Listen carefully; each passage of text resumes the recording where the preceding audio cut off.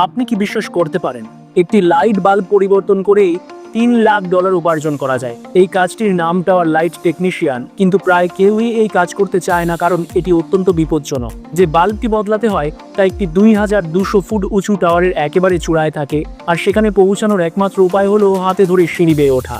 এর মানে একটানা প্রায় 15,000 ধাপ উঠতে হয়। অনেক মানুষ মাত্র 2000 ধাপ ওঠার পরই হাল ছেড়ে দেয় এবং সেখানেই কাজ ছেড়ে দেয়। আর যদি কোনোভাবে আপনি উঠতে থাকেন, তবুও আনন্দ করার সময় নয়, কারণ সবচেয়ে বিপজ্জনক অংশ তখনই শুরু হয়। টাওয়ারের চূড়ার কাছে বাতাসের গতি ঘন্টায় প্রায় 30 মাইল পর্যন্ত পৌঁছাতে পারে, আর টাওয়ারটি অত্যন্ত লম্বা ও সরু হওয়ায় বাতাসের সামনে পেছনে দুলতে থাকে। তখন সিঁড়ি বেয়ে ওঠা যেন দুলতে থাকা বিশাল একটি খুঁটি বেয়ে ওঠার মতো মনে হয়। কিন্তু যদি আপনি অবশেষে চূড়ায় পৌঁছাতে পারেন, অভিনন্দন।